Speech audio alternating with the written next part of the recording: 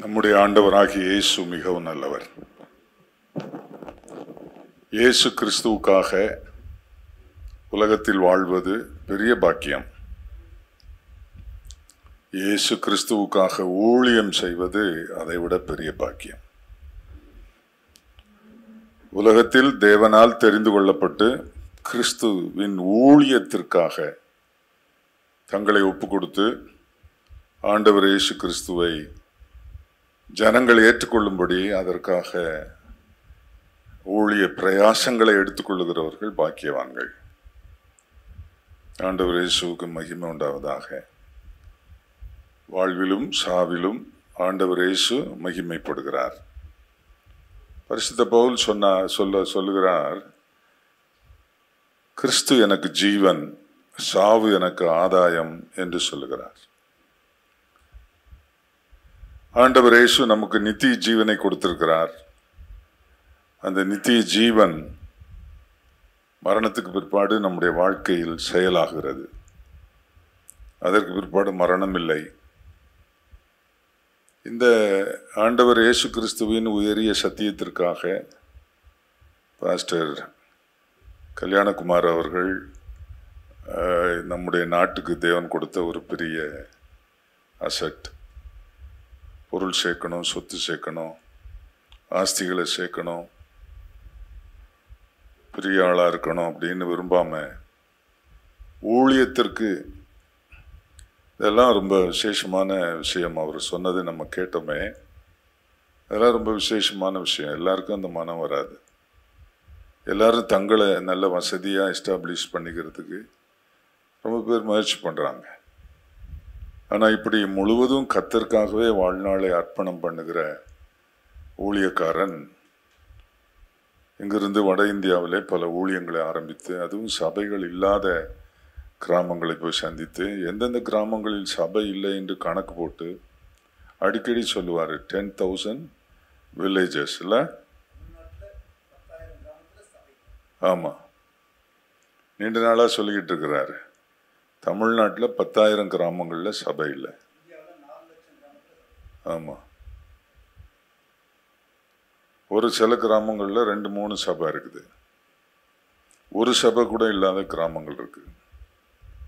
இதை பற்றி பேசுகிறவங்க யாரு?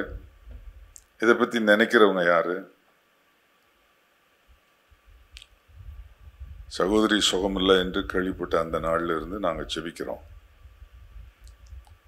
கர்த்தருக்கு மகிமை உண்டாவதாக. நீண்ட நாள் அப்படியே கடந்ததுனால நல்லா ஆயிட்டாங்கன்னு நாங்கள் நினைச்சோம். நல்லா தான் ஆயிட்டாங்க.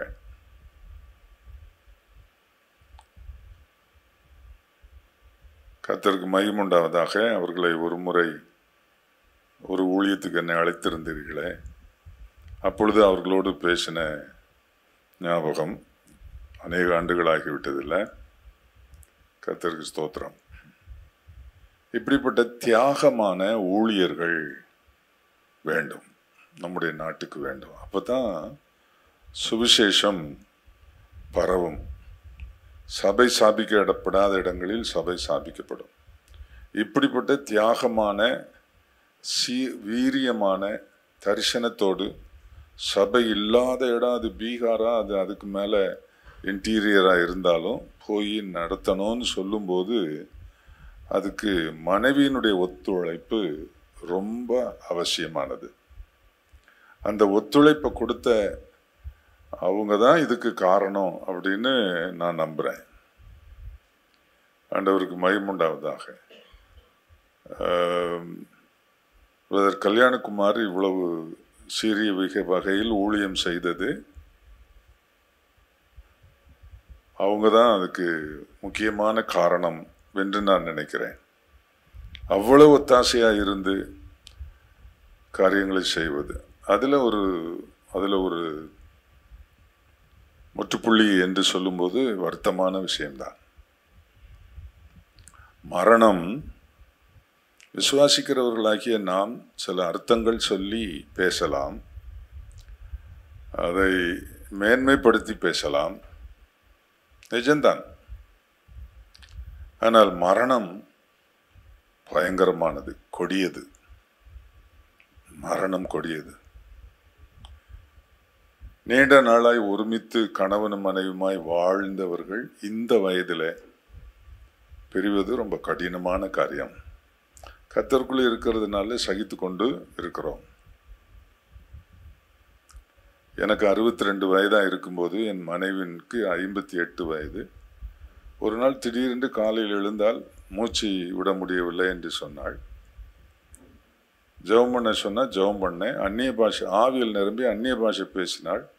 டக்குன்று அவளுடைய தலை என் கையில் விழுந்து விட்டது. எனக்கு புரியவே இல்லை. நான் எவ்வளவோ பண்ணி பார்த்தேன். கொஞ்ச நேரத்தில் ஒரு டாக்டர்ஸ் டீம் அப்போலோவில் இருந்து வந்தாங்க. கார்டியோக் அரெஸ்ட் அப்படின்னு சொல்லிட்டாங்க. திடீரென்று எதிர்பாராத சபை வளர்ச்சிக்கு என்னுடைய மனைவி ரொம்ப காரணமாக இருந்தார்கள். சபை இவ்வளவு வளர்ந்து எல்லா இடங்களிலும் ஊழியம் செய்ய முடிந்தது என்றால் என்னுடைய மனைவி. அதுபோல கல்யாணகுமாருக்கு சிஸ்டர் ஜெசி தான் உற்ற துணையாக இருந்து அவருக்கு எல்லா வகையிலும். அப்படிப்பட்ட ஒரு துணை தன்னை விட்டு விலகும்போது நிச்சயமாய் வருத்தமாக இருக்கும். 2009 வருடம் என்னுடைய வாழ்க்கையில் இப்படி சம்பவித்தது. ரொம்ப பயங்கரமாய் சாத்தான் இந்த மாதிரி நேரங்களில் பேசுவான். ரொம்ப பயங்கரமாக பேசுவான். இடத்துல பேசினான். இவ்வளோதான் ஊழியம் செய்த உன்கிட்ட சொன்னார் ஆண்டவரே, மனைவி எடுப்பேன்னு. இவங்களாவது ரொம்ப நாள் வியாதியாக இருந்து அதுக்கு ஆயத்தமாக்கி கடைசி வார்த்தைகள் எல்லாம் சொல்லி தன்னுடைய கணவனை ஆறுதல் படுத்தி, அதெல்லாம் பெரிய விஷயம். நான் பார்த்தேன் நீங்கள் பேசினதை. அதெல்லாம் பெரிய விஷயம். உங்களை ஆயத்தப்படுத்தி இருக்கார் ஆண்டவர்.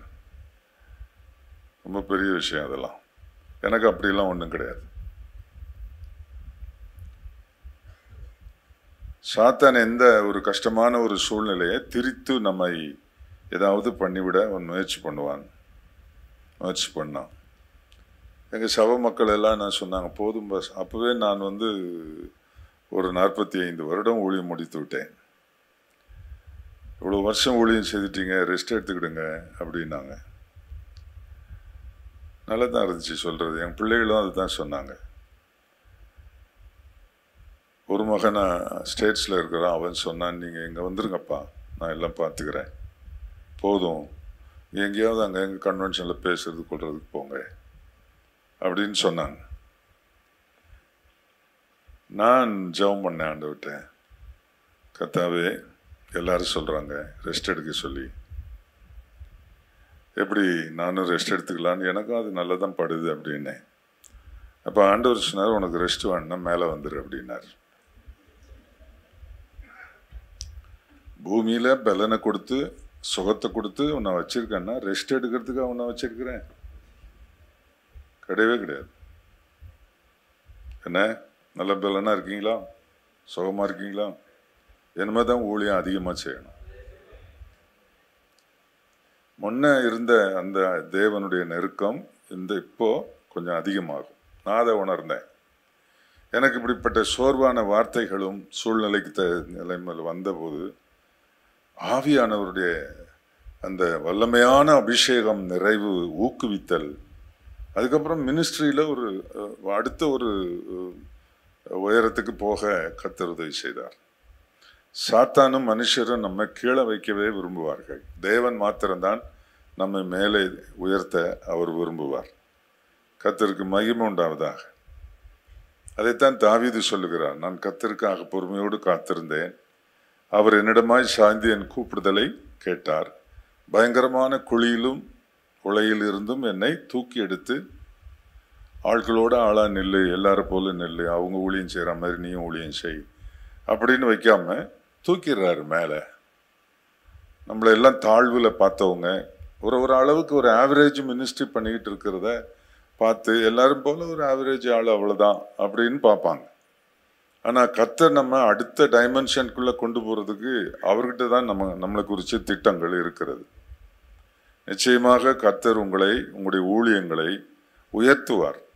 நம்மளை பார்க்குற ஆட்கள் இப்படி பார்க்கக்கூடாது, நம்மளை பார்க்குற ஆட்கள் இப்படி பார்க்கணும். அப்படிப்பட்ட இடத்துல கொண்டு போய் தாவீதை நிறுத்திட்டாரு. ஆக உயர்த்தும் கர்த்தருடைய கரம் நம்மோடு கூட இருக்கிறது. ஆக சோர்ந்து போக வேண்டிய அவசியம் இல்லை. ஆண்டவருக்கு மகிமை உண்டாவதாக. நான் உன்னை விட்டு விலகுவதில்லை, உன்னை கைவிடுவதில்லை என்று மனைவி சொல்ல முடியாது, புருஷன் சொல்ல முடியாது. அல்லது ரொம்ப நேசிக்கிற தாயோ தகப்பனோ உற்றாரோ சொல்ல முடியாது. அதை சொல்லக்கூடியவர் ஆண்டவர் இயேசு கிறிஸ்து மாத்திரம்தான். இந்த அருமையான துணைவியை கொடுத்த இயேசு கொடுத்தார். துணைவியார் போயிட்டாங்க. ஆனால் கர்த்தருக்கு மகிமை உண்டாவதாக இயேசு இருக்கிறார். இயேசு கூடவே இருக்கிறார். கர்த்தருக்கு மகிமை உண்டாவதாக. அவர் கூட இருந்து கடைசி மட்டும் நடத்துவார். மரணத்துக்கு பிற்பாடு உலக சம்பந்தங்கள் எல்லாம் முடிந்து விட்டது. இனி நித்திய ஜீவன், அழிவில்லாத வாழ்க்கை, நித்தியமான வாழ்க்கை. அதற்காக தங்களை ஆயத்தப்படுத்திக் கொள்ள வேண்டும், தங்களை அதற்கு பக்குவப்படுத்திக் கொள்ள வேண்டும். அது மிக முக்கியமானது. இப்படிப்பட்ட நேரங்களில் சாட்சியை காத்துக்கொள்வது ரொம்ப முக்கியமானது. கர்த்தருக்கு ஸ்தோத்திரம், கர்த்தருக்கு மகிமை உண்டாவதாக. மனைவி ஒரு பெரிய பாதுகாப்பு. அப்படி அந்த வெற்றிடமாக இருக்கும்போது இந்த உலகத்தில் நம்ம மேல 1000 கண்கள் பார்த்து கொண்டிருக்கிறதுனால சாட்சியை காத்துக்கொண்டு ஆண்டவர் இயேசுவுக்காக மகிமையாய் பிரகாசிக்க கர்த்தர் பிரதர் கல்யாண்குமார் அவருக்கும் அவருடைய பிள்ளைகளுக்கும் தைரியத்தையும் ஆறுதலையும் ஆண்டவர் தந்து நடத்தும்படி நாம் ஜெபம் பண்ணுவோம். அவருடைய ஊழியத்தில் வளர்ச்சி உண்டாகட்டும். அவருடைய ஊழிய செய்கையிலே வல்லமை வெளிப்படட்டும். கர்த்தர் அவரை 2 மடங்கு அதிக வல்லமையோடு எடுத்து பயன்படுத்தட்டும். நம்முடைய சாட்சிகளை கெடுக்க நினைக்கிற சத்துருவின் தந்திரங்களுக்கு இலக்காகாதபடி கர்த்தருக்குள்ள நிலைத்திருந்து சாட்சியை காத்துக்கொண்டு வெற்றிகரமான ஊழியக்காரனாய் இப்போ செய்கிற ஊழியத்தில் இன்னும் அதிகமாய் செய்ய ஆண்டவர் இயேசு கூட இருந்து உதவி செய்து மேன்மைப்படுத்துவாராக. எங்கள் நல்ல தகப்பனே, நாங்கள் எல்லாரும் ஒருமனப்பட்டு எங்கள் அன்பான சகோதரனுக்காகவும் அவருடைய பிள்ளைகளுக்காகவும் ஜெபிக்கிறோம்.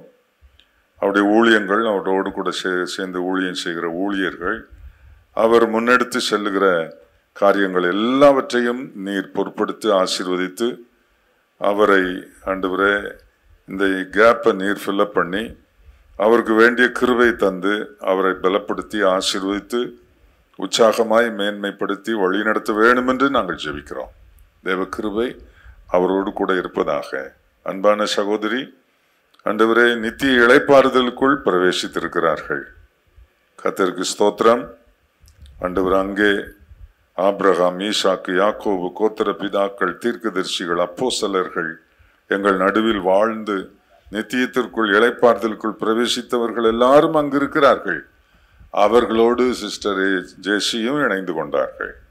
அப்படிப்பட்ட ஒரு மேன்மையான மகிமையான இடத்தில் அவர்கள் இருக்கிறார்கள். கர்த்தருக்கு மகிமையாக, உம்முடைய நாம மகிமைக்கு ஏதுவாக அவர்களுடைய அடக்க ஆராதனைகள் எல்லாம் சாட்சியாய் உம்முடைய பிரசன்னத்தில் நடந்தேற நீர் கிருபை செய்யும். உமது அடியானை அதிகமாய் தாங்கி, அதிகமாக அணைத்து, அதிகமான அபிஷேகத்தை தந்து, அதிகமான ஆண்டவரை தெளிவையும் வாக்கு வல்லமையும் கொடுத்து செய்கிற எந்த ஊழியத்திலும் ஆண்டவரை சிறப்பான வெற்றியை தந்து அவர் செய்கிற மிஷனரி ஊழியங்கள், சபை ஊழியங்கள் எல்லாவற்றையும் நீர் அதிகமாய் ஆசீர்வதித்து மேன்மைப்படுத்தும். இயேசுவின் நாமத்தில் பிதாவே, ஆமென்.